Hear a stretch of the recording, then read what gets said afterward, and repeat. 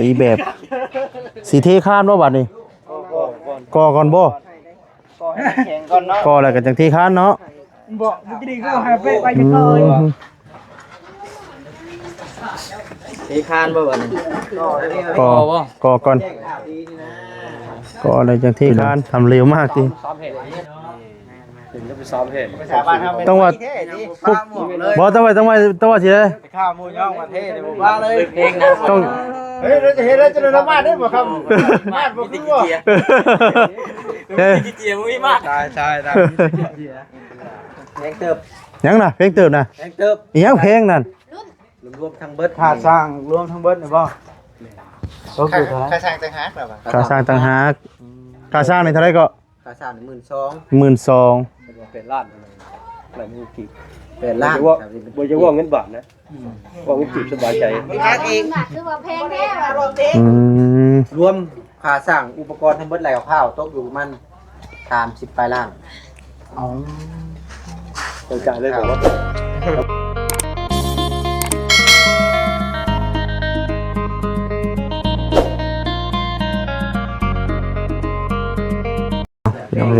ตัดภาพมาบัดนี้เนาะตีแบบสีเทข้านบ่บัดนี้ก่อก่อนบ่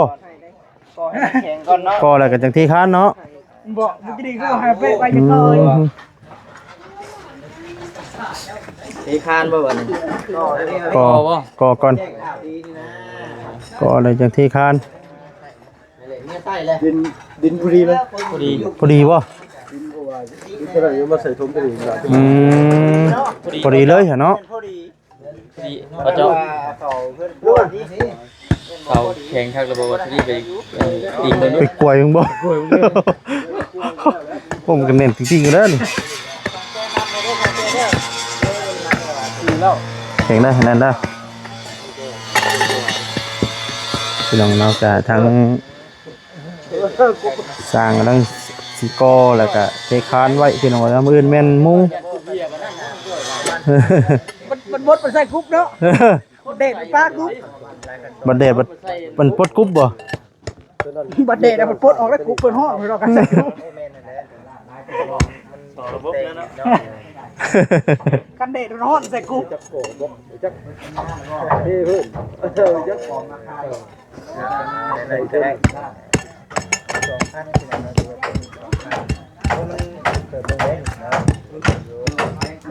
กลัวเดือนนี้นะกลัวเดือนใหญ่เลยมันสูงกว่าความสูงมันสูงกว่าพวกนี้สูงกว่าไหมเลยฉลาดเข้าที่จับอะไรแค่4 โมง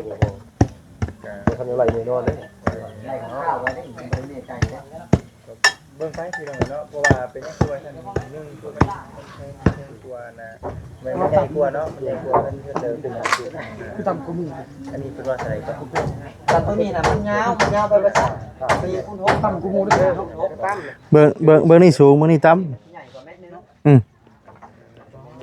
จะได้สิได้สะมาบ่สวัสดีเด้อนะสวัสดีทั้งเบาบอสพี่น้องเอ้ยทำไมพวกคุณเลวขนาดนี้มีแค่ช่องเฉยๆแป๊บเดียวคุณเลวมากเร็วหรอเร็ววะเร็วที่สุดเลยนี่กับตัวนี้เนาะยังสุดแป๊บเดียวคุณอย่าตื่มชาได้อย่าตื่มชาละเร็วได้ชาเร็วเองเนาะแป๊บเดียวพวกคุณทำเร็วมากโอ้พี่น้องทำเร็วมากจริงถึงจะไปซ้อมเพลงต้องว่าบ่ต้องว่าสิได้ข้าวมูย่องประเทศผมว่าเลยเพลงต้องเฮ้ยเราจะเห็นเราจะละมาดได้บ่ครับมาดบ่คือบ่เจียมึงมีมากใช่เพลงเติบยังน่ะเพลงเติบน่ะเพลงเติบอีหยังเพลงนั่นรวมทั้งเบิดค่าสร้างรวมทั้งเบิดนี่บ่ก็คือเท่าไหร่ค่าสร้างต่างหากบ่ค่าสร้างต่างหากค่าสร้างนี่เท่าไหร่ก็ค่าสร้าง12,000 12,000เป็นล้านอะไรมือกีบเป็นล้าน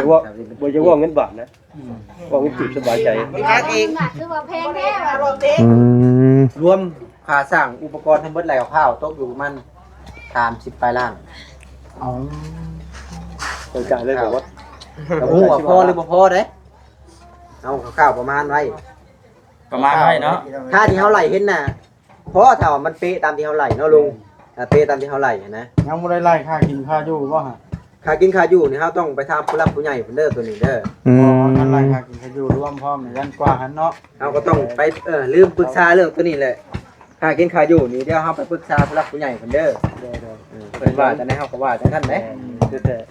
กินคือเคยกินนั่นแหละ แม่น เคยกินมีก็ซื้อมาสู่ก็กิน แม่นนี่เฮาก็ซื้อมาเนาะพี่น้องเนาะ คือ เออ เขาบอกกินได้ซื้อมาสู่ก็กินคือมันนี่แหละเอามีก็เอาซื้อ บัดนี้ก็ชื่อได้บัดบ่มีก็ บ่ซื้อกันไหม จำเจียวคือกัน เขาต้องม่วงยามนี่ม่วงลายใช่ไหม เอาหมูมาชวนกิน ม่วงชุบกันเลย บ่นี่ก็มามีเมื่อยนะพี่น้องก็สิชื่อนะบ่แม่นยังดอก เนาะ เนาะ เผื่อมันกัดทาได้เนาะ แม่น เพื่อสิเฮ็ดอยู่เฮ็ดกินนะมาฮอดแต่ผู้ดีเที่ยงเนี่ยเฮาก็เลยว่าเอา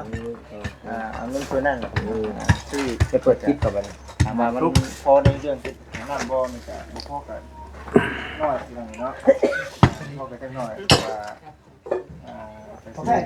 แบ่ง คือคำเขาเนาะ ว่ามันบ่ได้มาอยู่ในการที่ว่ามันจำเป็นอยู่ในที่การนี่คือการถึง ตัว จกไข่ล้านะจกนะจกนะตาจกถือมาอยู่เพิ่นท่านทำไมมันมีแต่แป๊บเดียวเนาะมาบ่ จังได๋บ่ นั่งตัดเค้กเป็นปลาแก้วเลย มานี่ตั้งสาวแล้วบ่ ตั้งเท้าเรียบร้อย ไว้ว่า สุว่าสร้างดีเนาะ มาถ่ายคลิปเลยรอดเจ้า สร้างเฮ็ดนี้ เจ้าไปกลับมาวันนี้โอ้เล่ร้อยแล้วนี่เล่นยังไงวะวัดเอ้ย นอนที่บ่ลง ครับเมื่อผมก็คือเก่าแล้ว ข้ามละมึงอ่ะ จะขี่ได้มา บ่ขี่รถจักรนั่นน่ะไป ให้เฮาได้ไล่กดกันเมื่อเหรอ ขี่โอ้มาที่ไปรับแล้ว โอ้ยสูตรน้ำมันบ่ไหวเอามามือบ่ทำมือมีน้ำแก่ก็เอามานี่เอาขึ้นจังมาคือกันเฮ็ดดอกเฮ็ด เอาแล้วบาดนี่เนาะ โอ้ยคนคือเห็นเจ้าเลยมีโม่คน ดีแล้วบ่ว่าเพลงเมียด่าน่ะเนาะบ่แฮง อันเมียต้องใช้หล่อรอบหนาเด้อมาแต่งเด้อ แต่จังหนักเลย ไปก็ต้องเอาไปรถเรา บ่พลาดเลยดิ วาดวาด บ่ทำงานหรอบ่ บ่ได้แล้วตัวว่าต้องได้ไประบงสามัคคีเนาะ โยกก็อยู่เฮือนก่อนก็ได้ เอารอบเพื่อนก่อนเพื่อนก่อนเลยละ เมานึงไงเพื่อที่จะไปเมาอ่ะ ไปลงทางไปแพงนะไปทางพิษไปพิษบ้านแพงเด้อ แม่นอยู่บ่ติบ่ ไปพิษบ้านเพื่อถึงเจ้าจัดงานเนี่ยไปเข้าว้า บัดกินสิมาแล้วแม่นอยู่บ่ติ แม่นอยู่บ่ คนละงานบ่ติ คนละบ้านนี่ หลังใต้ ดำตะล่างเพิ่ม หลังใต้ไกลบ่ บ้านของน้องนุกที่เพิ่นท้องนะพี่น้อยเนาะทางวันที่เพิ่นว่า ลืมถามมาคิดเนาะเป็นโคตร ต้องไป ได้แล้ว ได้เลย ได้แล้ว บ่จิตแล่นรถ2ชั่วโมง ได้ลูกชายได้ลูกชายว่าเห็นในคลิปของทางอันบ่าวนุ่งบ่ เป็น ไปทำทาสทำไทย เห็นทำงานอยู่เวียงจันทร์อยู่ในเพชรเราเป็นทักเป็นทักเป็นเปลี่ยนเพชรกันเลยลมลงโทรศัพท์เพิ่นคนคิดว่าน้องฉลาดว่าโอ้ยว่านั่นว่านึกของ จังได๋ ผู้ชายอยู่เวียงจันทร์คนนี้งามนะเอา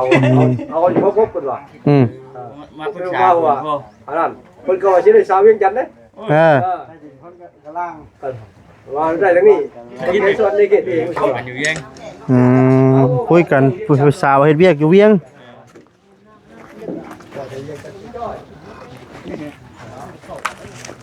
ใช่จ้ะคนตั้งใจตอนเขตเราเองเราคิดทำมันคิดว่าได้ว่าอัน ไหนใจก็ไก่บ้านเนี่ยโอ้ตะต้วนมันไก่บ้านนั่นว่าพวกเขาเคยไประบบบันไดเขาเคยไปอยู่เรื่องเถียงงานเถียง โอเคทั้งมื้อนี้ก็สิก็ได้กะที่คานไว้มื้อแม่นมุ้งว่าซั่น เรื่องบ่บอสเกี่ยวอ่ะคือบ่บอส บัดเตง บัดแดงเว้ยที่นั่นในขนาดนั้นที่พี่น้องเขายังเปิดประตูเลย เตงบ่พลาดแน่นอนนะบัดเต แต่ ง งดูว่าแล้วก็บอสไปแล้วจ้ะไปเป็นอันยัง เออปอม เป็นผู้บ้านว่าเป็นเกี่ยวไปคือ เป็นทานภูมิเกียรติแล้ว อ๋อเป็นโทษแล้ว กำลังโอ้ลมกันนะพี่น้องเนาะเรื่อง น้องไส้ละเพิ่นขอเมียพี่น้องเลย โอ้อยู่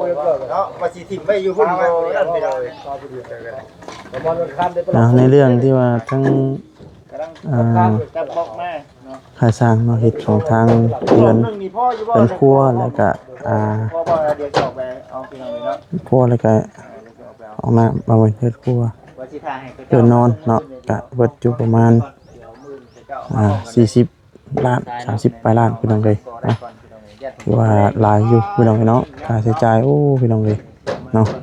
ก็เดี๋ยวพี่ใจนํเนาะถ้าว่าทางน้องเพิ่นได้เนาะโอ้พี่น้องเนาะเงินเว้นน้อยๆได้พี่น้องเลยถ้าว่าทางผู้หลักผู้ใหญ่เพิ่นบ่ฮักบ่แพงเนาะเพิ่นบ่โอ้เฮ็ดให้ปานนี้ได้พี่น้องเนาะถือว่านักพี่น้องเนาะถือว่านักอยู่ดีเนาะแล้วก็เรียกค่าสร้างแล้วก็12,000เนาะพี่น้องเนาะถือว่า 12,000เนาะก็ค่าสร้างก็8ล้านเนาะ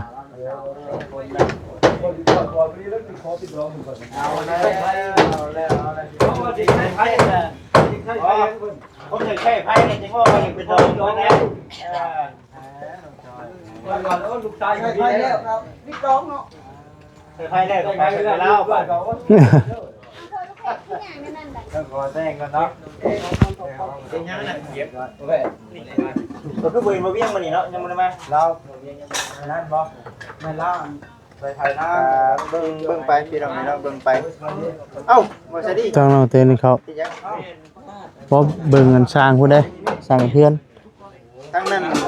ใส่หลังคาเด้อพี่น้องเด้อน้องน่ะใส่หลังคาแล้วใส่เป็นลมเรียบร้อย แม่น แล้วก็ลองไปที่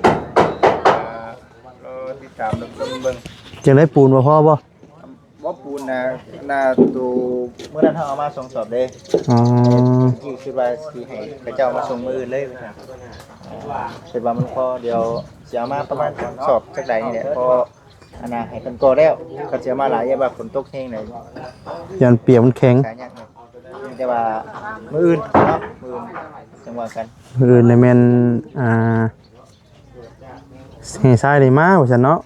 ดังจากที่ว่าเฮาไปถามมา ในเดือนธรรมดาแหละพี่น้องเนาะมื้อนี้ขนาดมื้อเริ่มเด้นี่เนาะ เฮาก็มาช่วยแน่มื้อนี้เนาะแต่ว่าแต่เช้าก็จักว่าคือว่าได้มาเช้าก็แดดเนาะบ่จิตเช้าก็เกินไปก็แดดพี่น้องเอ้ย กันเพิ่นก็ชี้อันน่ะน้องบ่อยอันน่ะเป็นรวดเด้ออยู่ใส่ก็รวดอยู่เทิงบ่เดี๋ยวลืมใช่ว่าเพิ่นมามื้ออื่นใช่ว่าให้เพิ่นนั่นเด้อ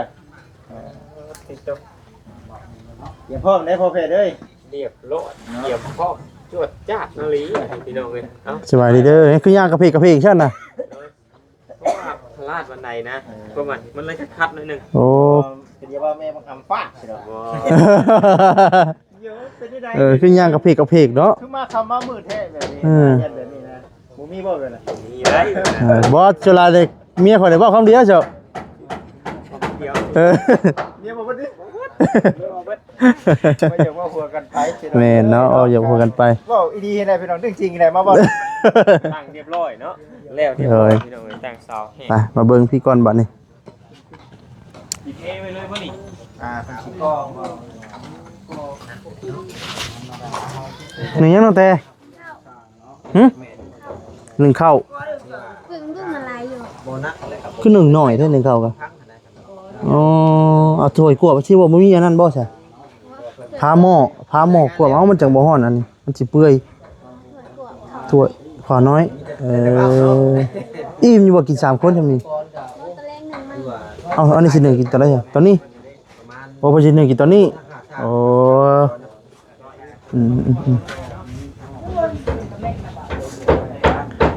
เห็นยังกินจ้ะทอดชิ้นเดือนเดียว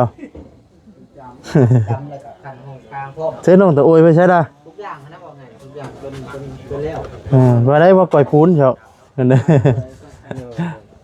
เอ้าว่าสลีก็ เฮ้ยพวกพี่เนาะยังนี่ ได้ใช้โทรศัพท์ใหม่นะ อ้าวกำลังมา กำลังมา รอจะแป๊บหนึ่ง อีกแป๊บเดียวนี่ แม่น แป๊บเดียวแล้ว เฮ้ย บ่เสียกำลังมาบ่เสียกำลังมา ถ้าเบิ่งเนาะ แต่รุ่นกันพี่น้องเอ้ย นอนบ่หลับบ่คืนนี่เขาว่า แล้วว่านอนบ่หลับแล้วว่ารอรุ่นน้ำบ่เซียนแล้วว่า บ่เซียนเรากำลังมาอยู่พี่น้องใกล้สิฮอดแล้วจักหน่อย ไผก็มันพื้นเด้บ่ตีไผเนาะ แม่น ได้สิ่งที่ตัว จริงเบ็ดที่ว่าเฮาอยากได้นะกับบ่ตีเพิ่นหรอกเฮาก็คือกันแหล้วเนาะ ก็ทางนั้นก็โตต่ำอยู่เนาะเบิ่งก่อนพี่น้องเอ้ยเบิ่งก่อน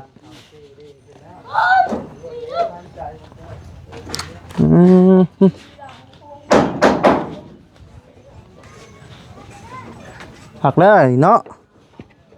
โอ้โธ่สบายเด้อชางเฮาเด้อโอ้ติแล้วขอสิมาตีช้างได้บ่นี่น่ะมันงามโพดเลยเจ้าบ่ให้บ่ขอตีว่างามโพดกับบ่ให้ข่อยละวะเนาะ โอ้หักแล้วบัดนี้มุงนี่มุงแต่ว่านี่บ่นี่อ๋อ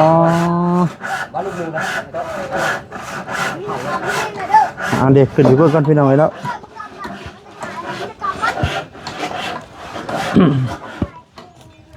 ถือว่ารวดเร็วไวขนาดพี่น้องเลยให้ขลายคือเคเซ่สิครับโอ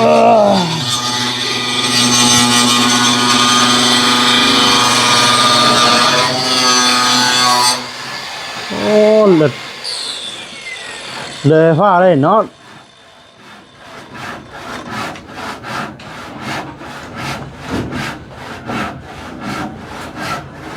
หักแล้วพี่น้องเนาะปูเรียบร้อย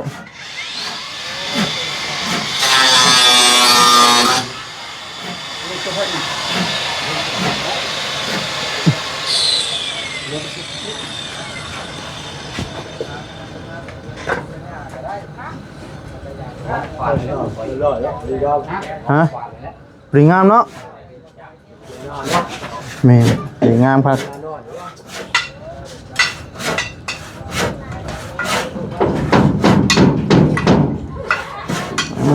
ตัวยังไง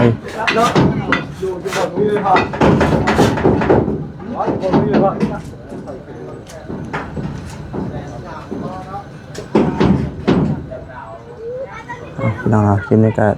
จีถ่ายภาพบรรยากาศเนาะ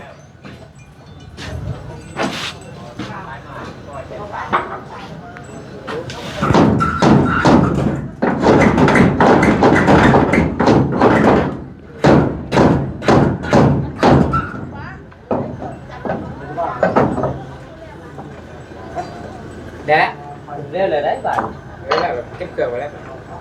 มือหรือว่าได้เห็นยังเห็นยังก็แบบไม่เอาไปตัดนี่เลยตัดตัดก่อนอีกว่าตั้งแต่กี่สิได้ตัดนี่เลยเนาะแล้วคงเวลาเมื่อจะได้หอดเวลาเลยนี่กินหอดเมียจักบ่กินหอดเมียนะชาเขานี่เอ้ยเนาะหากระ3 โมงนี่กินหอดเมียจากเมื่อเด้อ ตัดอันเป็นปูบ่ป้าก็ตัดเป็นปูกันเนาะมือนี่แม่นเลยเข้าเส้นบ่มือนี่โอ้อาจจะได้สั่งมาเพิ่มอีกยังบุกพอไม่นะบ่โอ้เข้าเส้นคือสิใส่ปองเยี่ยมจักปองปองเยี่ยมบ่แน่ใจกันว่า2 ปองบ่ตู้นี่ก็จะได้ใส่ทั้งหมดได้สิได้2พุ่นละโอ้อันนี้มันจะเป็นห้องนอนบ่ตัวนี้คือทางได้ห้องนอนอยู่พุ่นแม่บ่2 ห้องแล้วบ่ห้องนี้ห้องเดียวอ๋อตัวนี้ห้องโถมบ่มองนี่บ่แม่นแล้วก็เบี้ยงนะระเบียงใช่อ๋อแม่นระเบียงบ่เลยน่ะโอ้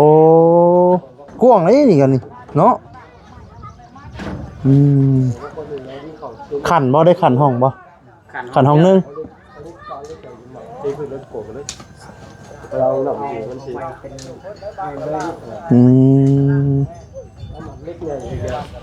ขันห้องนึงพี่น้องเลยเรารุ่นน้ำกันพี่น้องเลยเนาะกะถือว่าใกล้มาแล้วพี่น้องเนาะใกล้สิสำเร็จแล้วเกิน80%เหลืออีก20 อีก20%ก็เต็มที่พี่น้องฮอด100 หักได้หักแค่พี่น้องเลยเนาะพอดีงามเนาะพี่น้องเลยเนาะสาวกัน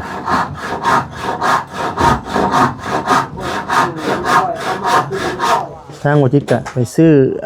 ปูนพี่น้องเนาะปูนไม่ได้ปูนบ่พอเนาะทางมือกับทาง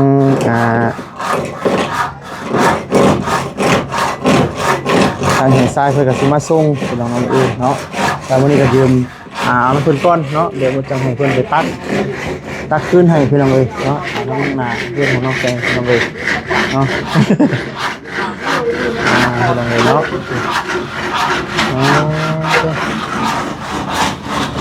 อาชาพี่น้องเนาะสำหรับที่นี่กับทั้งบอสที่กับสิได้ขอจบคลิปซะก่อนเนาะพี่น้องเนาะผิดพลาดประการใดเนาะขอโทษขออภัยด้วยพี่น้องเด้อเนาะคำบอกคำจาใดทั้งบอสดีเนาะขอบคุณน้ำถูเนาะพี่น้องเลยเนาะขอโทษขออภัยน้ำเนาะลำลาไปก่อนแล้วเนาะฝากกดไลค์กดแชร์กดติดตามด้วยพี่น้องเด้อเนาะเพื่อเป็นกำลังใจให้ทั้งบอสดีเนาะได้ทำคลิปต่อไปเนาะพี่น้องเลยเนาะลำลาไปก่อนเนาะกำลังใจทางพี่น้องอีซีทุกท่านทุกคนเนาะพี่น้องเลยเนาะลำลาไปก่อนแล้วเนาะสบายดีพี่น้องเนาะสบายดี